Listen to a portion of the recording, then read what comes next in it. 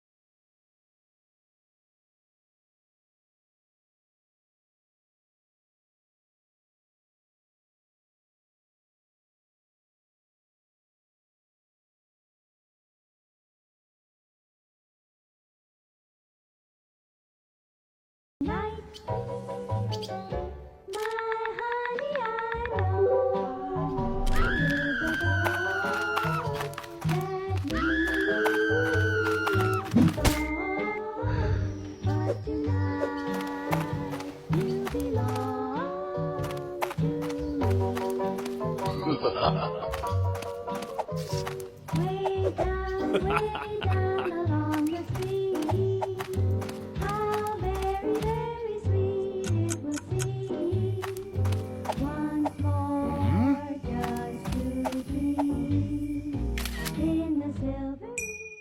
Als ich 15 war, ging meine Mutter einkaufen und überließ mir die Kontrolle über das Haus. Es fing an dunkel zu werden und ich bemerkte, dass mein kleiner Bruder nirgends zu finden war. Ich fragte meine Schwester, ob sie wusste, wo er war, und sie sagte, dass er in den Park um die Ecke gegangen ist, um mit seinem Fußball zu spielen. Ich sagte ihr, sie solle auf das Haus aufpassen, während ich weg war, und lief in Richtung des Parks. Als ich dort ankam, war ich überrascht, diesen vollkommen verlassen vorzufinden. Ich rief den Namen meines Bruders, bekam aber keine Antwort.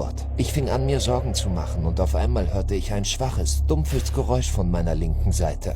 Ich drehte mich gerade noch rechtzeitig um eine große Figur hinter einem großen Zaun verschwinden zu sehen. Ich sprintete so schnell ich konnte. Als ich auf der anderen Seite des Zauns ankam, sah ich etwas, das mich vor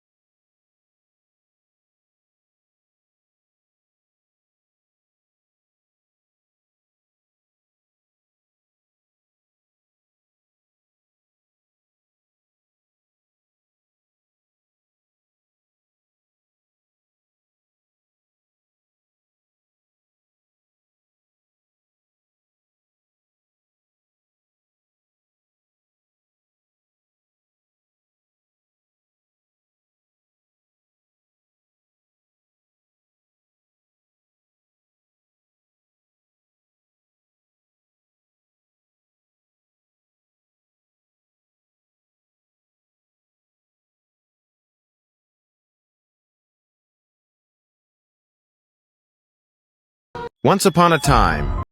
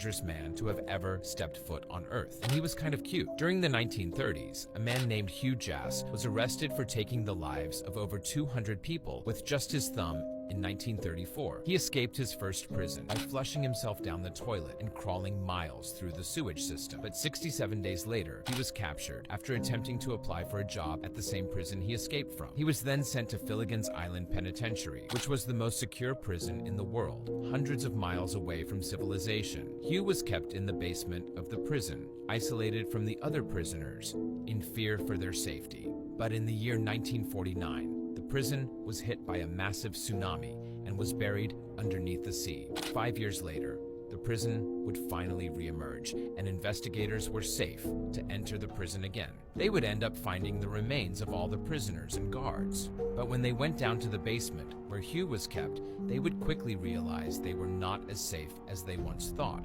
I'm lost. Can you help me find my way home?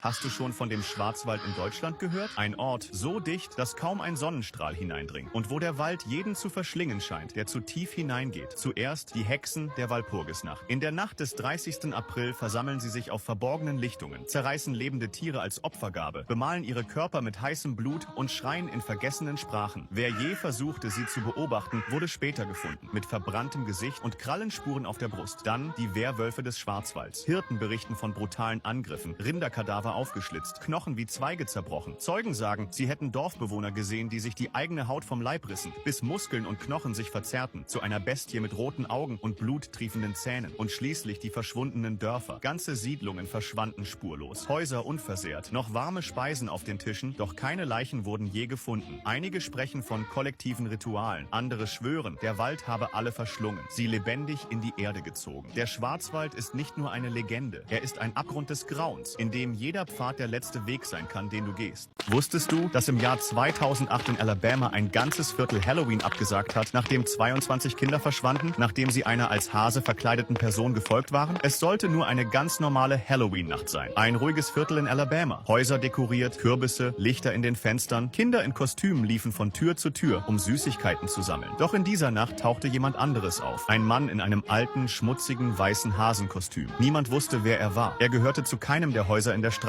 Die Kinder folgten ihm. Sie sagten, er habe sie gerufen, versprach bessere Süßigkeiten, ein größeres Haus. Und eines nach dem anderen verschwanden 22 Kinder in dieser Nacht. Keine Schreie, keine Zeugen, nur kleine Fußspuren, die zu einem Feldweg führten. Und am Ende davon nichts. Nur ein altes, zerbrochenes Schild mit einem aufgemalten Hasen. Die Polizei suchte wochenlang. Hubschrauber, Suchhunde, Nachtpatrouillen. Aber keine Hinweise, keine Spur, nichts. Seit jenem Jahr feierte das Viertel nie wieder Halloween. Die Häuser blieben verschlossen, das Licht aus. Und selbst heute sagen manche, wenn man dort entlang geht, hört man immer noch Kinder in den Wäldern lachen. Manche schwören, dass sie einen weißen Hasen gesehen haben, wie er im Dunkeln wartet. Sie bemerkten einen losen Ziegel auf dem Boden, also hoben sie ihn an, nur um zu sehen, was darunter lag. Sie fanden eine versteckte Luke, im Beton vergraben, etwas ihnen völlig Unbekanntes. Sie hatten keine Ahnung, dass sie im Begriff waren, die dunkelsten Geheimnisse ihrer Familie aufzudecken. Ihre Familie hatte seit Generationen in diesem Haus gelebt und doch hatte niemand jemals über diese Luke gesprochen. Als er versuchte, sie weiter aufzubrechen, erwähnte sie eine unheimliche Legende aus dem ländlichen Pennsylvania. Einheimische sagten, unterirdische Gänge seien vor Jahrzehnten versiegelt worden, nachdem ein barfüßiger Mann herausgekommen war und behauptete, er habe Kinder gesehen, die darunter lebten. Seitdem tauchten immer wieder seltsame unterirdische Strukturen genau in dieser Region auf. Als sich also der Tunnel öffnete, fürchteten sie, es könnte einer jener Gänge sein, die niemand jemals wieder betreten sollte. Denkt daran, ich beschütze nur meine Abonnenten, die ihren Namen kommentieren und dieses Video teilen. Trotz der Warnungen ging er tiefer hinein. Oh my God. Da entdeckte er etwas, das im Dunkeln lag und ihm den Magen zusammenzog. Es gibt ein furchterregendes YouTube-Video, das genau zeigt, was sie im Tunnel gefunden haben. Die Leute sagen, es sei so verstörend, dass man es sich gar nicht ansehen sollte. Aber wenn du es wirklich willst, tippe auf Teilen, dann mehr.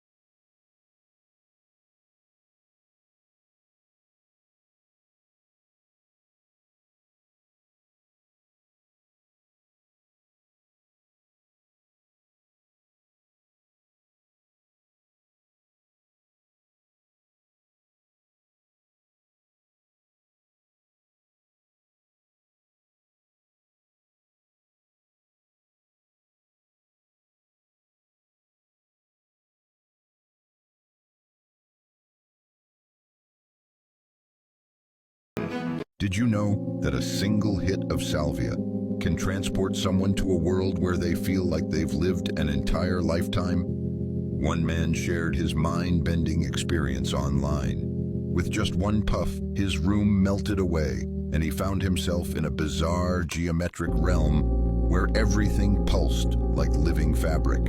At first, he thought it was merely a dream, but then decades seemed to pass in the blink of an eye. In this strange world, he had a job, a family, and a home made of glowing crystal walls. He recalled birthdays, the scents of familiar meals, and the faces of people who never existed on Earth. The sky above him was a color beyond description, and the beings he encountered communicated in intricate patterns instead of words. But then, just as suddenly as it began, he died in that world, closing his eyes as if for the last time. Moments later, he woke up on his couch, drool on his chin, only 5 minutes having passed. For days, he mourned the wife and children he lost, people who were never real. Doctors label it a hallucination, yet neuroscientists are baffled by how the brain can conjure decades of memories in mere seconds. So what did he truly experience? A fleeting chemical dream, or a glimpse into a life he might have lived somewhere else? Vocês têm que entender, gente, paciência é tudo, que eu não tenho. I've always had a terrible fear of being submerged completely in water. Not that I can't swim or anything. My dad made me learn. He said I almost drowned when I was really young. I was afraid of it because, for as long as I can remember, whenever I am underwater and look up at the surface, I see a woman reaching down to me with a warm smile, with glowing golden hair and dark blue eyes, even if it's just in a bathtub. It always happened. It was just normal for me, but I never got used to it. It was unnerving, but also soothing at the same time. She always made me feel like it was okay. I still avoided it though, because I was just a kid and it was really freaky. I never told my dad about it as a kid, but I did ask him about my mom. He never wanted to talk about her. Sometimes he even got mad at me for trying too hard to bring it up. It was only recently that I described this apparition to him. He nearly drove into a telephone pole. Obviously, he knew something. I asked him again about my mom. He still would say much, except that she died when I was very young, and that she loved me very much. He also admitted that her hair and eyes were those colors, just like mine. So I did some research on my own, looking up her name for myself on my birth certificate and trying to find any references I could. Any news clips about a boy nearly drowning, anything. I mostly wanted a picture, something I could match to my guardian angel. Today, buried in our town library, I found it. Winchester. Marie Withy, 28, drowned to death yesterday evening after climbing a razor wire fence and fleeing to a nearby reservoir. A funeral is scheduled by her family for the 25th. Marie was institutionalized just 6 months ago after being found not guilty of attempted murder on grounds of insanity. Her husband, Daniel Withy, had acted quickly enough to rescue their infant child when she was found trying to drown him in a bathtub. Imagine going to a wedding full of people only to realize that these right here are not humans like us, and you're basically trapped in a room full of jinns. That's exactly what happened to this woman right here. Her name is Nora, aka the Beyonce of Kuwait. Yes, this story takes place in Kuwait, by the way. Nora was basically a famous singer there, okay? Her and her band used to sing traditional stuff in weddings. Another way to say it, she was like a celebrity there, okay? You call her for your marriage, she comes, she sings, and then she leaves with money. You're probably like, okay man, this sounds like an amazing job. I mean, imagine going to a marriage, having fun, people recognize you, people are a fan of you, and you get money for singing a couple of songs. No, it was amazing until a terrifying thing happened to her and made her quit her job and be traumatized forever. Now, before I tell you what happened, you know what to do. Save this video and come back to it at night so it's more enjoyable like that. One day, Nora got a call. She was like, man, should I pick up? I don't really work today. You know what? Let's pick up the phone. Hello? Oh, the person calling her was a woman, okay? And she basically said, hello? Is this Nora? The famous Nora? Oh, Nora basically responded, oh yeah, thank you so much, that's me, the famous Nora, yeah. The woman on the phone basically said, oh my god, thank you so much for responding. Everybody loves you here. Can you please show up to my daughter's wedding tonight? This is when Nora responded, oh, I'm sorry, like, I don't work today, I'm really sorry. The woman on the phone started begging her, okay? She was like, please, this is my only daughter, can you please show up tonight? She loves you so much. When Nora heard this from the woman calling, she was like, oh my god, these people are annoying. Okay, you know what? I'll make an exception for you. I want to see your daughter happy tonight. So, Nora ended up accepting, okay? The woman gave her the address and she told her to come, her and her band, at 10 p.m. Well, Nora and her band finally made it to the house at 10 p.m., okay? And before even entering, Nora was like, okay, I'm sorry, I did bring you here, but come on. I know that nobody works today, but we gotta do it for the love of the game. Her band basically responded, oh, come on, don't sweat it, Nora. You know, we want to make people happy, right? It's only a marriage after all, right? Nora and her band finally made it inside the house, and the first thing they noticed is that the house from the outside looks normal, right? But from the inside is something different. The house was really bigger than they expected, okay? And the decor was really noticeable, okay? Somebody did their job on the decor. You know, Nora and her band were amazed. They were like, wow, this is by far the biggest house we'll perform in. While the band was examining the inside, the woman came. Remember the woman who told her to come here in the first place? The woman who begged her to show up for her daughter, blah, blah, blah. Yes, she came. She was like, oh my god, Nora, I'm a big fan. And you know, she wanted to shake her hand. When Nora saw her, she was like, oh, what's up? How are you? Yeah, I'm good. Thank you. This is your daughter's wedding? Yeah, and I'll tell you, it's about to be amazing. She shook her hand. Nora noticed something, okay? The woman's hand were dry, okay? And it was not moving. You know how humans' hand move? Her hand was not moving, and she could feel her bones. When she felt that, she started having a little doubt, okay? She was like, okay, I've never seen something like this before. I mean, okay, you know what? I'm not judging. And she was not trying to scare her band either. So she was like, okay, to the woman she was speaking, she was like, where do we perform? The woman responded, you see, we love you so much. We do appreciate you so much for coming. So we prepared everything. You do perform in that corner over there. You see it? Yeah. Oh, Nora responded, oh, okay, that's really sweet. You know, thank you so much. Yeah, let's go over there. Yeah, okay. See you there. In this corner right here, Nora and her band started performing, okay? And what a performance. Everybody was loving it. Everybody was shaking their heads, vibing like, Nora and her band, while singing, they were feeling the energy. They were like, yeah, okay, that's what we're talking about. That's the type of vibes we like. You know, See, while singing, Nora noticed a detail that she could have noticed from the beginning, but she didn't for a reason. It's almost like it was hidden from her. Why is everybody dressed in old clothes? Well, nobody was dressed in the typical wedding clothes of today, if you know what I mean. Everybody was dressed like the 17th century.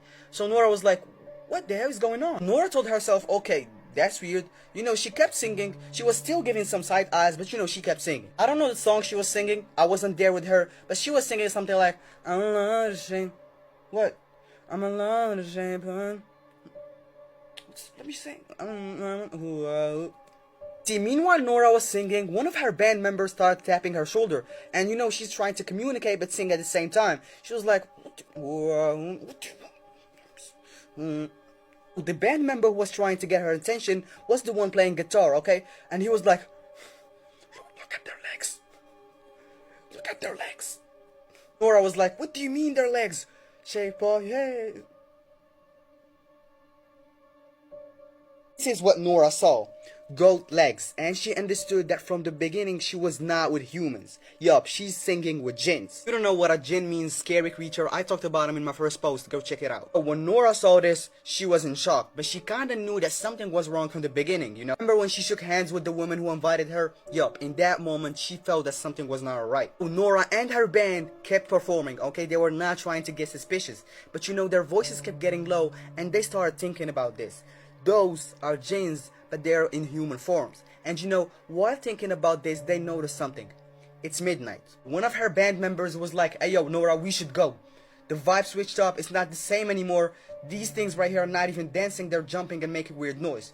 It's scaring me. You know, it's midnight, we should go. He said all that keeping his voice low. It doesn't matter because he's playing an instrument so nobody's hearing him. Problem is, in Nora's case, she can't talk, she's literally singing. And this is where she had to step up, talk to some of the jinns and told them that we should get a break. Oh, the woman who invited her in the first place, the jinn, came and she was like, Nora, I heard that you want a break, is that true? Nora basically responded, yeah, it's hot out here. And you know, we're kind of tired, so can we go in that room, please? Rest for about 5 to 10 minutes and then we'll come back. Jin basically responded, yeah, you can go. Now the band went to a small room, closed the door, and they're finally isolated from the rest. This is where Nora was like, nobody is getting out, I don't care. You see these creatures, they're turning crazy right now. It's past midnight, so they're turning crazy. Nobody's getting out unless you wanna. Band members basically responded, bro, do you want us to be stuck here forever or what?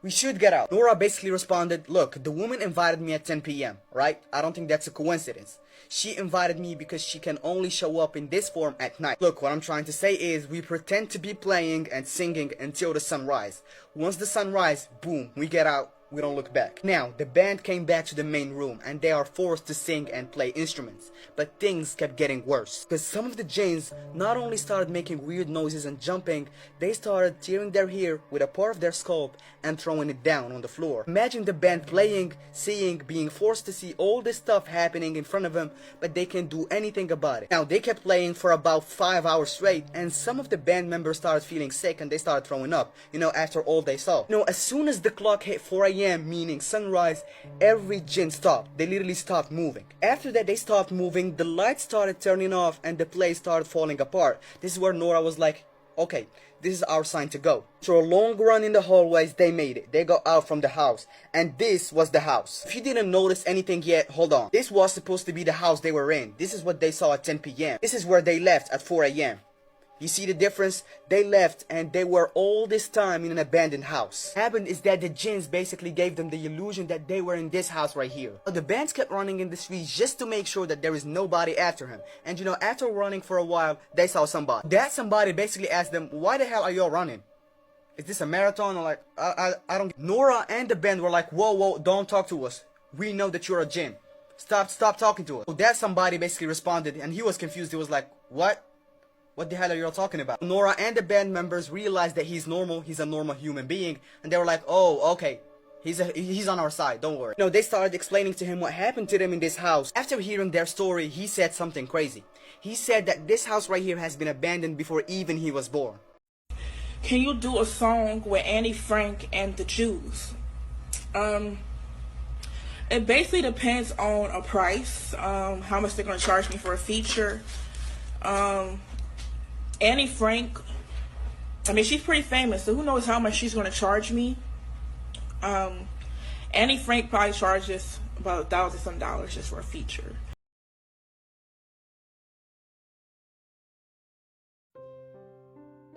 Diese Geschichte, die ich dir gleich erzählen werde, ist eine der gruseligsten Dinge, die mir je passiert sind. Das war Anfang 2020, am 13. Januar. Meine ganze Familie machte sich gegen 22:30 Uhr bereit, ins Bett zu gehen, um etwas Hintergrund zu meiner Familie und unserem Haus zu geben. Ich lebe mit meinen beiden älteren Schwestern, einem jüngeren Bruder sowie meiner Mutter und meinem Vater zusammen. Unser Haus ist ziemlich seltsam, weil jedes Zimmer eine andere Temperatur und Atmosphäre hat. Das Schlafzimmer meiner Eltern ist warm und gemütlich. Das Zimmer meiner ältesten Schwester ist sehr trocken. Das Zimmer meiner zweiten älteren Schwester ist kalt und feucht. Das meines Bruders ist warm und feucht. Aber mein Zimmer ist immer von einem eisigen Kältegefühl durchzogen, das dir bis auf die Knochen geht. Selbst wenn es draußen warm ist und mein Zimmer etwas wärmer wird, meine ich mit bis auf die Knochen so viel wie, dass du dich in meinem Zimmer bis ins Mark unbehaglich fühlst. Jedenfalls zurück zur Geschichte. Es ist der 13. Januar und es wird spät. Meine Mutter sagt immer allen gute Nacht, bevor sie schlafen geht. Und ich sage immer gute Nacht zurück. Also gehen alle in ihre Zimmer und schalten die Lichter aus. Bis auf meinen jüngeren Bruder und mich. Wir bleiben normalerweise noch lange wach und reden, bevor wir gegen Mitternacht schlafen gehen. Nachdem wir fertig geredet haben, geht er in sein Zimmer. Aber heute sagte er, dass er sich nicht wirklich wohlfühle und früher ins Bett gehen möchte. Gegen 11. Also schickte ich ihn als verantwortungsvoller älterer Bruder in sein Zimmer, in der Annahme, dass ich heute einfach früher schlafen gehen und etwas süßen Schlaf bekommen würde. Wie sehr ich mich irrte. Nach etwa einer Stunde, gegen Mitternacht, war ich immer noch nicht eingeschlafen. Mein Bruder kommt zu meiner Tür und fragt, ob ich ihm mit seinem Hund helfen könne. Er erzählte mir, dass sein Hund auf den Boden gemacht habe und er Hilfe brauche. Also stand ich auf und öffnete die Tür. Aber zu meiner Überraschung war mein Bruder nicht da. Es war nur der leere, dunkle Flur. Aber jetzt mit diesem eisigen Kältegefühl, das normalerweise nur in meinem Zimmer ist. Aber ich dachte, vielleicht war er einfach schnell in sein Zimmer zurückgelaufen. Also ging ich den Flur entlang, um nach ihm zu sehen. Ich öffnete seine Tür und sah ihn friedlich schlafen. Und was seltsam war, dass auch sein Hund friedlich schlief. Es gab keinen Code und es schien nichts falsch zu sein. Nun, ich schob es einfach auf einen Streich, den er mir spielte. Aber wie sehr ich mich wieder irrte. Danach ging ich in die Küche, um etwas Wasser zu holen. Und sah, dass meine Eltern noch wach waren. Also fühlte ich mich besser und ging zurück ins Bett. Gegen 2 Uhr morgens wachte ich von Geräuschen draußen auf und schaute aus meinem Fenster. Ich sah den Hund unserer Nachbarn verrückt auf unser Haus bellen. Ich fand es seltsam, weil dieser Hund normalerweise so ruhig und zahm ist, dass man nicht einmal merkt, dass sie einen Hund haben. Ich ging näher ans Fenster, um zu sehen, worauf der Hund bellte. Aber ich sah nichts. Ich legte mich wieder hin und versuchte es nicht weiter zu beachten. Als ich meine Augen schloss, begann ich ein Unbehagen zu verspüren, das sich über meinen Geist und Körper legte. Und ich fühlte diese eisige Kälte, die in meinem Zimmer umherströmte. Die Haare auf meinem Nacken stellten sich auf. Und ich konnte das Gefühl nicht abschütteln, dass etwas sehr merkwürdig war. Ich setzte mich auf, um mein Zimmer nach dem Ursprung des Windes zu durchsuchen. Als es plötzlich zweimal an meiner Tür klopfte. Nicht an der Haustür, sondern an meiner Zimmertür.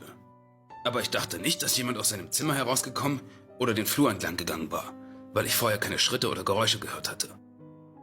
Bevor ich die Gelegenheit hatte, auf das Klopfen zu reagieren, hörte ich »Gute Nacht, George«.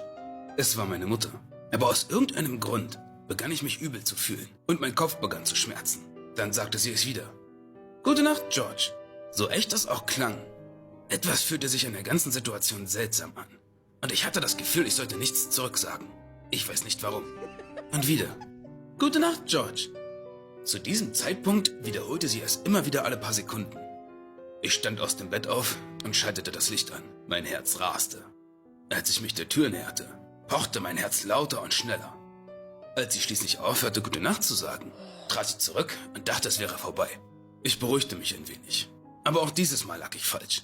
Ich weiß nicht warum, aber ich konnte einfach nicht glauben, dass dies ein Geist oder etwas Unerklärliches war. Ich glaubte einfach nicht an solche Dinge. Deshalb war ich der Einzige, der mutig genug war, in diesem Raum zu schlafen. Selbst mit dem beunruhigenden Gefühl, dass mich die ganze Nacht jemand beobachtete. Dann, ein paar Sekunden später, hörte ich ein weiteres Klopfen. Diesmal war es mein Bruder. »Gute Nacht, George.« Zu diesem Zeitpunkt war ich einfach nur schockiert und verwirrt darüber, was mit ihnen los war. Dann, nach einem letzten Klopfen, begann sie im Einklang immer wieder Gute Nacht zu singen, wie eine kaputte Schallplatte. Sowohl meine Mutter als auch mein Bruder. Beide machten sich über mich lustig hinter dieser Tür. Zwei der Menschen, denen ich am meisten vertraue. Nach ein paar Sekunden, in denen sie »Gute Nacht, George« ununterbrochen sagten, konnte ich es einfach nicht mehr ertragen. Ich schrie einfach. »Bitte hört auf!« und hielt mir den Kopf und schloss die Augen. Ich schloss die Augen fest, in der Hoffnung, dass das alles nur ein Traum war. Und erstaunlicherweise öffnete ich die Augen. Und ja, es war nur ein Traum. Es war Morgen, die Vögel sangen, die Sonne schien. Und oh, ich roch Speck. Ich war erleichtert, dass das alles nicht meine Familie war, die mich ärgerte. Und ich, wie ich nun einmal bin, wischte den Traum einfach als meine blöde Einbildung ab. Aber nach diesem Tag hatte ich immer wieder diesen Traum. Die Träume hörten einfach nicht auf, egal was ich tat. Ich versuchte es mit Meditation, las die Bibel vor dem Schlafengehen, hielt ein Kreuz in der Hand. Und ich behielt sogar das Licht an und ließ den Hund meines Bruders bei mir, in der Hoffnung, dass er sie von mir fernhalten könnte. Wie sehr ich mich da irrte. Nach all diesen Albträumen bat ich meine Eltern, ob ich mein Bett in das Zimmer meines Bruders verlegen könnte. Und sie stimmten zu. Und bis heute schlafe ich immer noch im Zimmer meines Bruders. Auch jetzt habe ich keine große Angst vor Geistern. Aber ich möchte nicht, dass jemand durch das geht, was ich durchgemacht habe. Ich habe meiner Familie nie davon erzählt. Aber sie fühlen sich in diesem Raum so unwohl, dass ihn niemand benutzt oder er nur noch ein Lagerraum ist. Ich frage mich, was mit mir passiert wäre, wenn ich in diesem Raum geblieben wäre. Ich habe das Gefühl, ich hätte den Verstand verloren. Und wenn du denkst, das war erst das Ende meiner paranormalen Erfahrungen, dann war es das nicht. Ich dachte das auch zuerst. Aber wie sehr ich mich da täuschte. Mein Name ist Cheryl und ich möchte euch meine gruselige Geschichte erzählen. Ich lebe seit meiner Kindheit auf dem Land. Ich komme aus einer Gegend, in der es viele alte historische Häuser gibt. Viele meiner Freunde prahlten mit dem Alter ihrer Besitztümer, aber ich konnte mit etwas viel Besondererem prahlen. In meinem Garten befindet sich eine alte Ziegelfabrik, die meiner Familie gehört. Genauer gesagt gibt es mehrere Gebäude, die diese alte Ziegelfabrik ausmachen. Und obwohl sie unter meinen Freunden Bewunderung hervorriefen, konnten sie nachts beängstigend wirken. Oft, wenn ich spät nach Hause kam, lief ich schnell über den Garten, um nicht auf die zerbrochenen Fenster und dunklen Eingänge zu schauen. In meinem Dorf fuhr nur einmal pro Stunde ein Bus. Daher kam ich nach dem Unterricht, besonders im Winter, immer genau dann nach Hause, wenn es draußen dunkel wurde. An diesem Tag musste ich wieder durch den Garten gehen, also lief ich wie immer schnell zum Haus. Etwa auf halbem Weg schaute ich auf und sah, dass eine Frau in einem der Räume des Gebäudes stand. Zuerst war ich erschrocken und spürte einen Schauer meinen Rücken hinunterlaufen. Wer könnte das sein? Nachdem die Gestalt den Raum verlassen hatte, bemerkte ich jedoch, dass es niemand anderes als meine Tante war. »Hallo, Tante«, sagte ich, während ich ihr zuwinkte. Sie schenkte mir ein freundliches Lächeln und antwortete, »Hallo, wie läuft die Schule?« Doch in diesem Moment begann ich zu spüren, dass etwas nicht stimmte. Ich sah sie mir genau an und bemerkte, dass sie sehr blass war und ihr Lächeln gezwungen wirkte. »Alles in Ordnung«, antwortete ich. Meine Tante lächelte noch breiter. Plötzlich kam mir eine Idee. »Welchen Bus hast du heute von der Arbeit nach Hause genommen?« fragte ich sie. Es gab nur einen Bus, der in unser Dorf kam, und das war der, den ich nach der Schule nahm. Es gab heute viel Verkehr und ich wollte nicht warten, also habe ich einen anderen Bus genommen, sagte sie. Ich sah ihr Gesicht gar nicht mehr an. Ich rannte sofort zum Haus, ohne auf eine Reaktion zu warten. Es gab nur eine Buslinie in meinem Dorf, also konnte meine Tante keinen anderen Bus genommen haben. Außerdem fiel mir erst ein, als ich in mein Haus kam, dass meine Tante an diesem Tag bis 20 Uhr arbeitete und es erst 17 Uhr war. Als ich meiner Familie erzählte, was passiert war, herrschte große Verwirrung. Oma rief meine Tante an und Opa und Papa gingen hinaus, um den Garten zu durchsuchen. Zum Glück war das seltsame Wesen oder was auch immer es war, nicht mehr da. Nach diesem Vorfall brachte mich mein Vater einige Wochen lang jeden Tag mit dem Auto zur Schule und ich betrat nie wieder eines der alten Gebäude.